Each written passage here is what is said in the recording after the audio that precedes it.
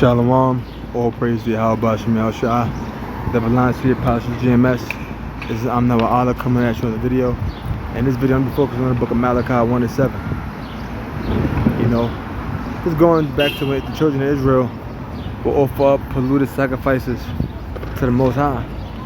You know, they were being disrespectful and wasn't considering Yahweh Shemel Shah. So let's get into that a little bit. Malachi 1-7.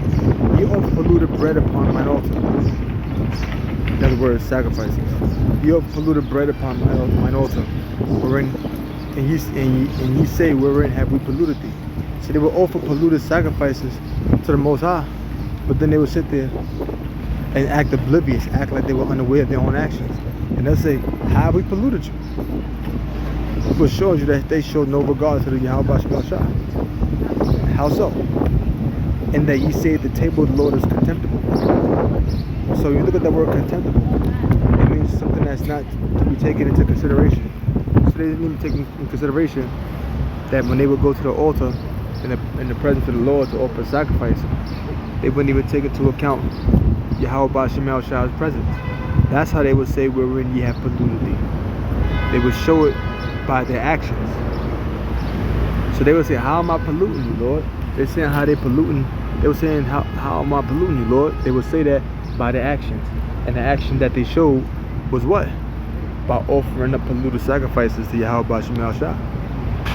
That's why I said, and ye say, wherein have we polluted thee? In that ye say, the table of the Lord is contemptible. That's how they would say that they have, wherein or how do we pollute you, Lord? By the action that they was committing. They would say that the table of the Lord is contemptible because they will offer up these sacrifices to the Most High that were not clean. So they're not even regarding Yahweh Shemel Shah. Verse 8, and if you offer the blind for sacrifice, is it not evil? So if they will offer up, let's say, a ram or a he-goat, right? Or whatever animal, according to the Lord, that you could offer as a sacrifice, and that animal was blind, that's evil. You're not supposed to offer anything that's lame or blind to Yahweh Shemel Shah. And if you offer the lame and sick, something that's lame, let's say an animal has an injured leg, it's lame, or has some kind of defect, and sick. If it's sick, that's self-explanatory. Is it not evil? Offer now unto thy governor. Will he be pleased with thee, or accept thy person, saith the Lord of hosts? So give it to your governor. Give it to one of your rulers. Do you think they'll be pleased with that? The answer is no. Strong's H63-4. Governor. So open it to one of your governors, one of the rulers among your people. You think they'll accept it? No. Saith the Lord of hosts. Let's get into scripture.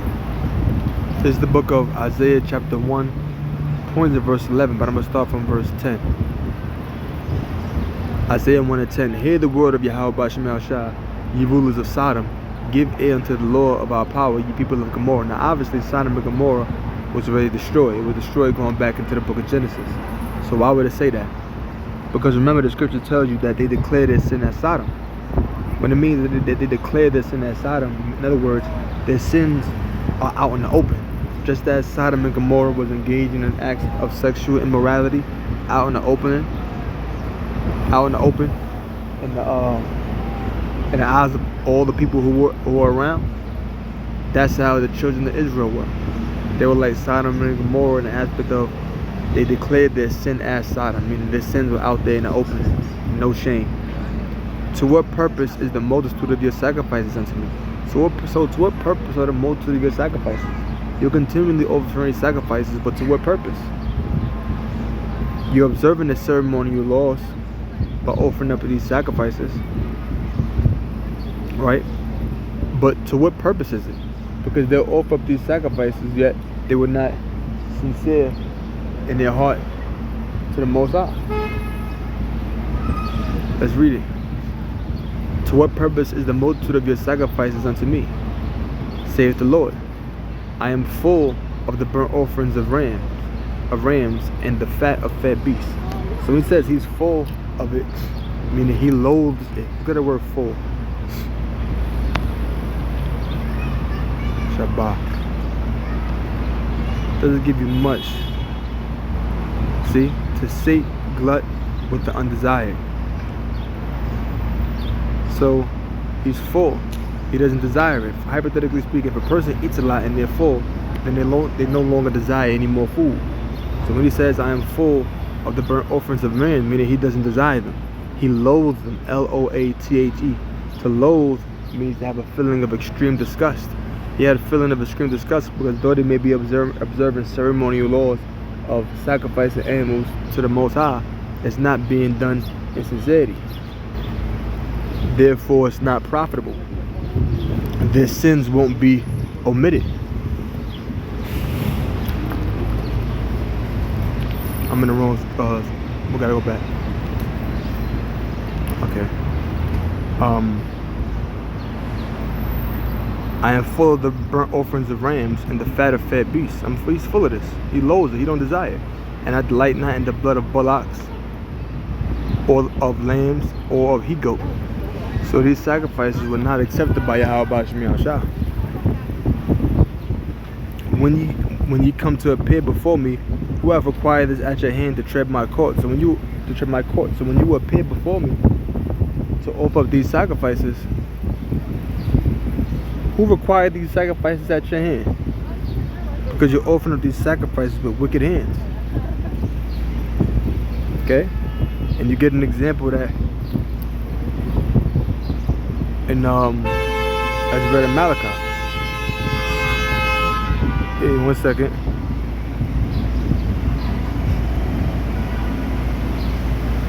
Give me 1 second.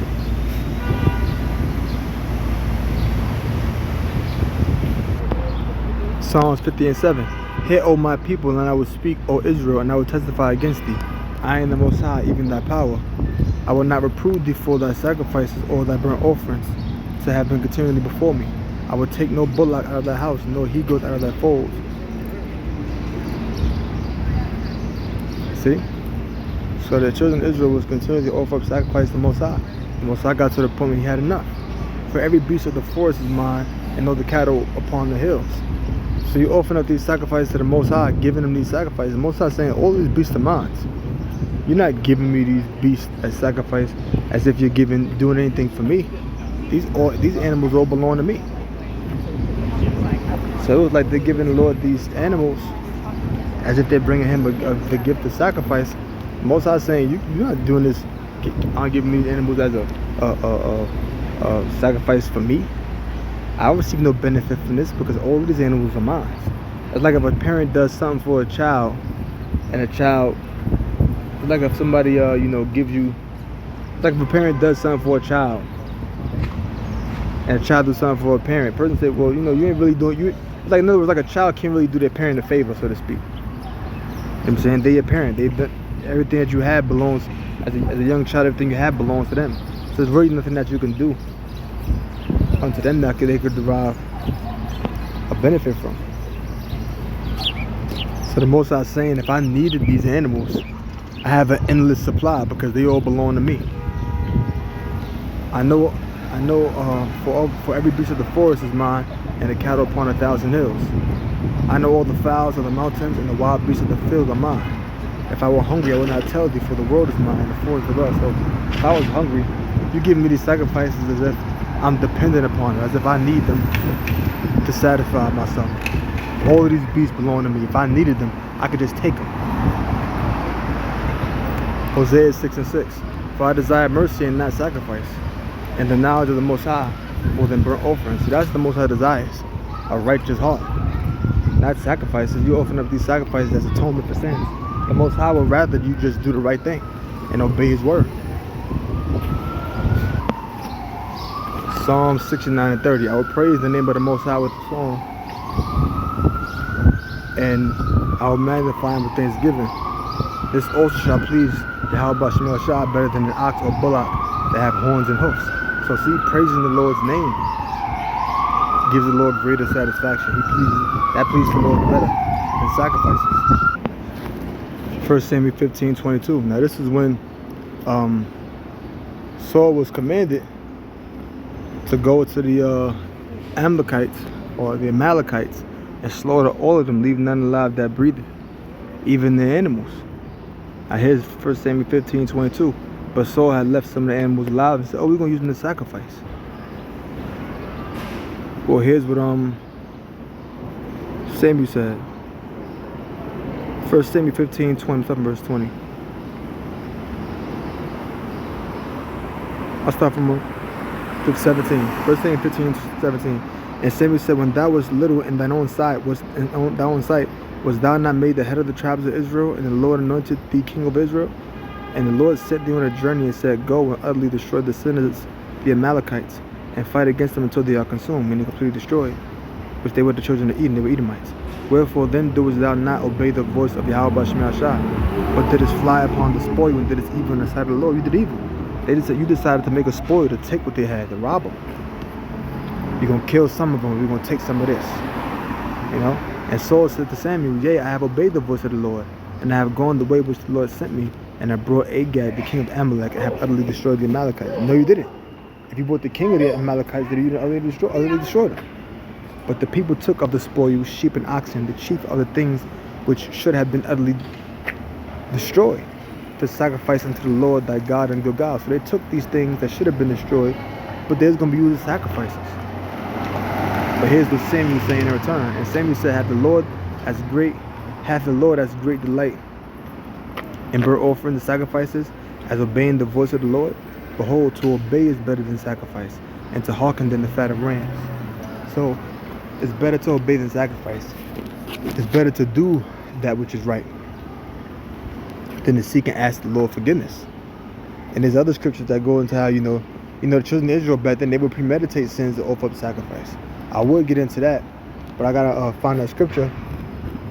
I will get into that, but it's basically the gist of the video. So with that, I'm gonna close and say, oh, praise Yahweh Ba'Shem Yahushua. That belongs to the Apostle GMS. I hope everybody learned something. Shalom.